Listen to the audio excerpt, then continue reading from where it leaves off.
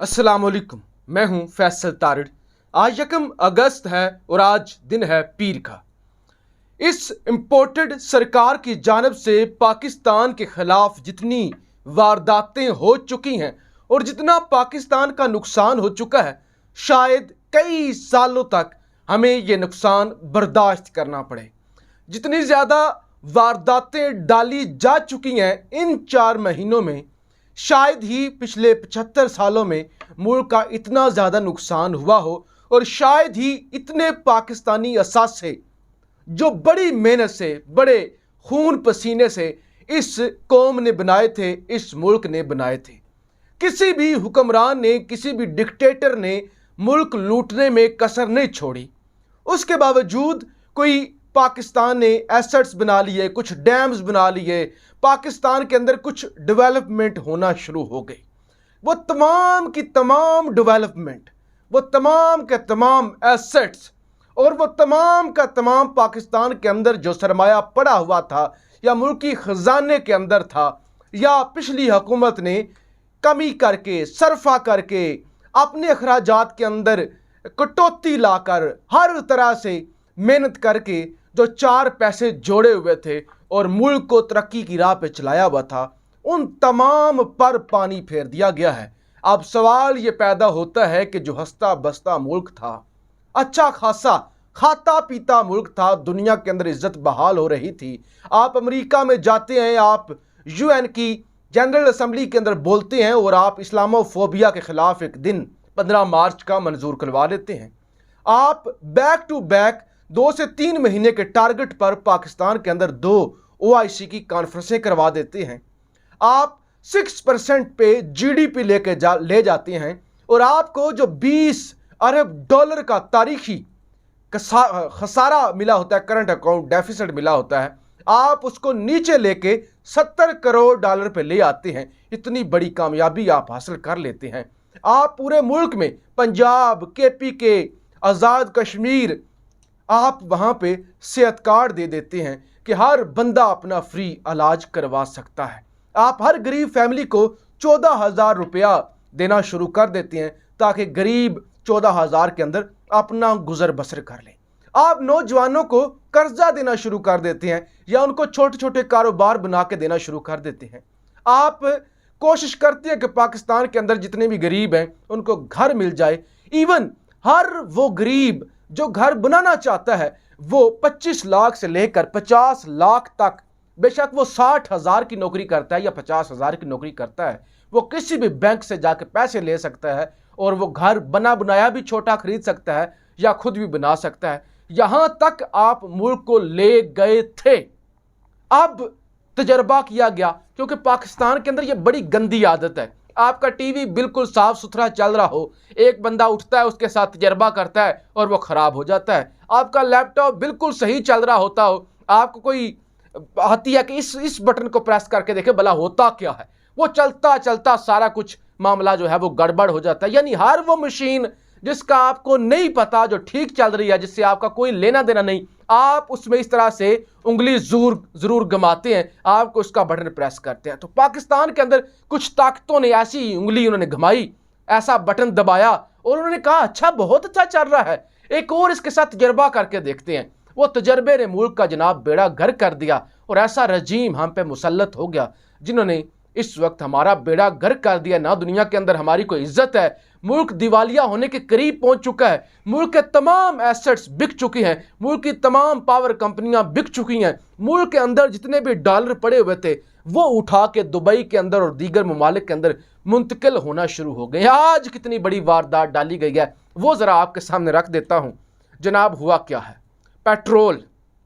Petrol की कीमतों के साथ क्या खिलवाड़ किया गया है। आलमी मंडी में आज पेट्रोल की कीमत $100 फी बैरल से नीचे आ चुकी है। इमरान खान साहब के दौर में यह कीमत 135 से 150 तक भी पहुंची हुई थी, लेकिन पाकिस्तान में पेट्रोल 148 रुपए का बिक रहा था। आज कीमत 100, यानी जो क्रूड ऑयल है उसकी कीमत जो है, और बर्नेट ऑयल की भी 100 के करीब, बर्नेट की 100 के करीब है, क्रूड की कम है। तो इन दो जो खाम तेल आपके होते हैं उनकी कीमतें $100 से नीचे हैं। लेकिन आज कार्रवाई ये डाली गई है कि पेट्रोल 3 रुपए सस्ता करके ₹3, सिर्फ ₹3 सस्ता करके डीजल ₹9 महंगा कर दिया गया है। मट्टी का तेल भी ₹4-5 महंगा कर दिया गया है। फिर आलमी ताकतों के सामने इस तरह से सरेंडर किया गया है कि IMF ने जो कहा था कि आप पेट्रोलियम पर लेवी लगाएं, जो ₹5 लेवी थी वो ₹10 कर दी गई है। जिस पर ₹10 लेवी थी उस पर ₹20 कर दी गई है। तो यूं आपने आलमी ताकतों के सामने, IMF के सामने शर्मनाक तरीके से सरेंडर किया है। और वो मुल्क जहां पे लोग भूखे मर रहे हैं, सैलाब के अंदर लाशें तैर रही हैं, और फिर बेशर्मी देखिए। एक वीडियो आज मैं देख रहा था, फोटो आपने भी देखी होगी, वो कैमरा सारा ऑन है और शहबाज शरीफ एक्टिंग शुरू कर देता है। उसके अंदर एक और चीज मैंने देखी, शहबाज शरीफ ने एक ऐनक पहनी हुई और इस तरह से एक पेज को पढ़ रहा है, और ऐनक है वो सन ग्लासेस, ये जो आप वैसे शौकिया तौर पे काले शीशों वाली ऐनक लगाते हैं। हेलीकॉप्टर के अंदर बैठ के काले शीशों वाली ऐनक लगाई हुई है, और वो जो नजर की ऐनक होती है वो शहबाज शरीफ ने जेब में डाली हुई है। यानी नजर की ऐनक जो लगा के आप कुछ पढ़ते हैं वो जेब में है, काली ऐनक सन ग्लासेस आपने लगाए हुए हैं, और शहबाज शरीफ साहब इस तरह से जहाज के अंदर बैठ के मुतालिया कर रहे हैं। यानी फोटो सेशन करने के लिए इतने ये जोकर हैं, इतने ये बड़े ड्रामेबाज हैं कि इन लोगों ने वो सिर्फ फिल्म बनवाने के लिए, सिर्फ वीडियो बनवाने के लिए, भला कोई बंदा अंधा भी हो वो देखे, सन ग्लासेस से पढ़ा जा रहा है, नजर वाली ऐनक जो है जेब में डाली हुई है। और इतनी बड़ी कार्रवाई जनाब डाल दी गई है। दुनिया के अंदर पेट्रोल हो रहा है सस्ता, यानी बहुत सस्ता। पहले जितना था उससे तो आप कह सकते हैं कि अगर $150 का फी बैरल था, तो अब तो वो $100 से नीचे आ गया है। तो अब तो कीमतें बहुत कम होनी चाहिए ना। अब तो कैलकुलेशन करें ना, वो जरा सामने आए ना, जो $1 पे कैलकुलेशन शुरू कर देते थे। अच्छा, एक बैरल में 160 लीटर होते हैं, 160 लीटर को जरब दें, अच्छा इतने रुपए आप डालें सफाई के, इतने रुपए आप ट्रांसपोर्ट के लगा लें, इतने रुपए आप ऊपर वाला खर्चा लगा लें, फिर भी हुकूमत को 1 लीटर के पीछे ₹70 बचता है। अच्छा कहते थे 70 भी निकाल दो फिर भी ₹50 बचता है। इस हिसाब से पेट्रोल ₹50 निकाल दें तो 148 में से 50 निकालें, तो इस हिसाब से भी वो कहते थे जो पेट्रोल है वो ₹90 लीटर होना चाहिए। ये ₹70 भी लीटर हो फिर भी जो है वो हुकूमत को नफा मिलता है।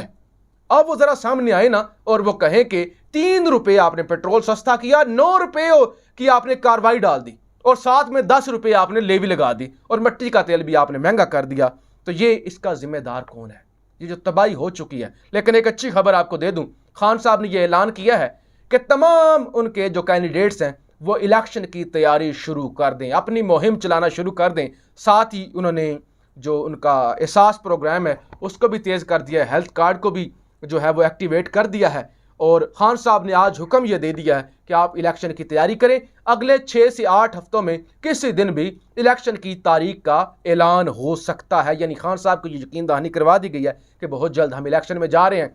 जबकि इस सारी सूरत हाल का भी इल्ज़ाम न्यूट्रल्स पर ही लग रहा है, जिसका मैंने पिछले 8 मिनट्स में जिक्र किया है कि मुल्क मुकम्मल तौर पर दिवालिया हो गया।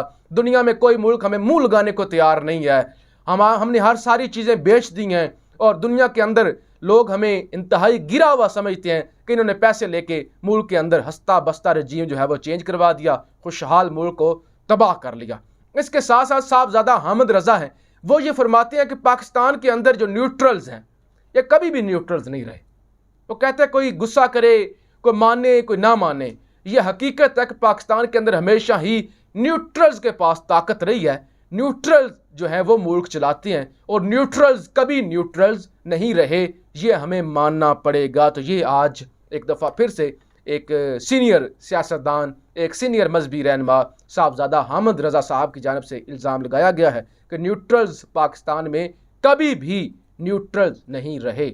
अपनी राय का इजहार ज़रूर कीजिएगा। पाकिस्तान जिंदाबाद।